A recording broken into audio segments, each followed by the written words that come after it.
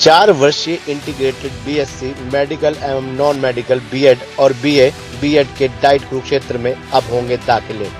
जी हां, state institute of advance study in teacher education यानी SIASTE Jhajjar के निदेशक डॉक्टर ऋषि गोयल ने आज कुरुक्षेत्र डाइट कार्यालय में पत्रकारों से बातचीत करते हुए बताया कि SIASTE झज्जर हरियाणा की तर्ज पर अब जिला कुरुक्षेत्र एवं गुरुग्राम में सत्र 2021-22 से ही 4 वर्षीय बीएससी मेडिकल एवं नॉन मेडिकल बीएड और बीएड कोर्स के लिए नई शिक्षा नीति 2020 के अनुसार हरियाणा सरकार ने अनुमति प्रदान कर दी है। ये कोर्स जिला शिक्षा एवं प्रशिक्षण संस्थान डाइट पलवल कुरुक्षेत्र व गुरुग्राम में प्रारंभ किया गया है। इसके लिए पोर्टल बनाकर ऑनलाइन आवेदन प्रक्रिया भी प्रारंभ कर दी गई है। झज्जर का state institute of advance study in teacher education प्रदेश का पहला व देश का ऐसा छठा संस्थान है। इस कोर्स के लिए देश भर से विद्यार्थी आवेदन करते हैं। उन्होंने बताया कि अध्यापक बनने के इच्छुक युवाओं का इस कोर्स की ओर रुझान इसलिए है कि वे 12वीं कक्षा की परीक्षा पास करने के तुरंत बाद 4 वर्षीय इंटीग्रेटेड बीएड कोर्स में दाखिला ले सकते हैं, जिससे बीएससी बीएड या बीएड 4 साल में एक साथ हो जाएगी तथा विद्यार्थी अपना 1 साल बचा सकेंगे।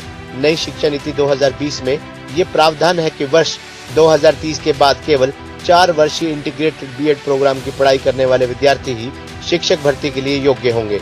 वहीं डाइट की प्राचार्य नमिता कौशिक ने बताया कि SCERT हरियाणा तथा SIASTE झज्जर के निदेशक डॉक्टर ऋषि गोयल के अथक प्रयासों के फलस्वरूप पूरे हरियाणा में डाइट कुरुक्षेत्र और गुरुग्राम में ये कोर्स शुरू करने का अवसर प्राप्त हुआ है। इस बीएससी बीएड व बीएड कोर्स के लिए कुल 100 सीटों की मान्यता मिली है। इसमें से बीएससी बीएड मेडिकल तथा नॉन मेडिकल की 35 तथा बीएड की 30 सीटों के लिए दाखिला होगा। डाइट कुरुक्षेत्र ने कुरुक्षेत्र विश्वविद्यालय से संबद्धता की प्रक्रिया भी पूरी कर ली है तथा अन्य औपचारिकताएं दाखिला प्रक्रिया शुरू होने तक पूर्ण कर ली जाएंगी। उन्होंने बताया कि हमारे पास इस कोर्स के लिए उपयुक्त जरूरी संसाधन एवं योग्य स्टाफ उपलब्ध है। नमिता कौशिक ने बताया कि इन कक्षाओं में दाखिलों के लिए आवेदन की अंतिम तिथि 19 अक्टूबर 2021 होगी।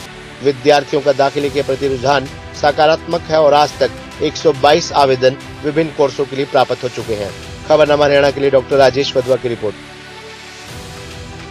हरियाणा के कुछ 125-129 ऐसे डिग्री कॉलेजेस खोलने की घोषणा सरकार के द्वारा हुई थी, लेकिन इन 2 कॉलेजेस का खोला जाना ये एक बहुत ही महत्वपूर्ण बात है और विशेष महत्व इसका क्यों है, ये आप सबके थोड़ा सा ध्यान में लाने के लिए ही आज हम आप सब लोगों को कष्ट दिया है और यहाँ पर हमने आमंत्रित किया है।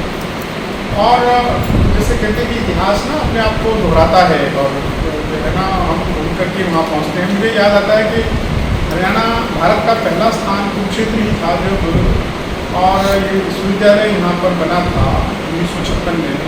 उसके बाद लगभग 58-60 के आसपास ही और 4 साल का और बीएससी बीएड कोर्स देश में सबसे पहले कुरुक्षेत्र में शुरू हुआ था। और ये आज भी कुछ लोगों को मैं जानता हूँ जो उस वक्त के मतलब पास आउट बैच के लोग थे।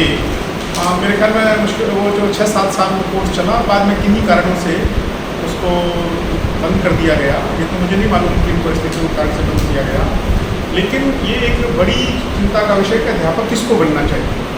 सामान्यतः देखने में ये आता है कि स्कूल का अध्यापक व्यक्ति अपनी चॉइस से कम बनता है और जब सारी एक्सप्लोरेशंस कर लेने के बाद बीएससी करने के बाद तमाम प्रकार की प्रतियोगी परीक्षाएं दूसरे कैरियर के ऑप्शंस वो एग्जॉस्ट हो जाते हैं, उसके बाद और फिर बीएड की डिग्री ले ली जाए और बीएड की डिग्री लेने के बाद एक टीचिंग जॉब अपने लिए सिक्योर कर ली जाए।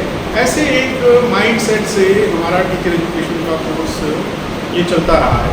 तो सभी अभी तक जितने एजुकेशन के कमीशन हुए हैं, कमेटीज हुई हैं, सब में ये बात हुई कि भाई how to catch them young और हम अर्ली डिसीजन कैसे हो, जिसको टीचर बनना है वो उस माइंडसेट के साथ आए, उस एप्टीट्यूड के साथ आए कि मुझे शिक्षक ही बनना है और उसी सोच के साथ वो कैरियर के अंदर प्रोफेशन के अंदर एंटर करें।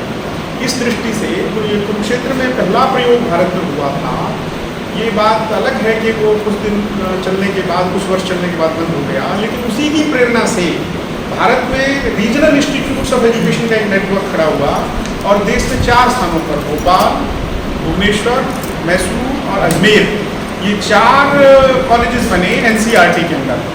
और मैं आपको बताना चाहता हूँ, हमारे जो शिक्षक साथी हैं उनमें से तो बहुतों को इस बात का पता ही है, जो वाकिफ है इस बात से, कि बेशक हजारों की संख्या में बीएड कॉलेज देश में खुल गए होंगे, मशरूमी हो गई होगी पिछले कुछ वर्षों में, लेकिन अगर कोई ऐसे संस्थान हैं जिनमें आज भी लाइन लगा करके और जो स्कूल चलाने वाली ऑर्गेनाइजेशंस हैं और स्कूल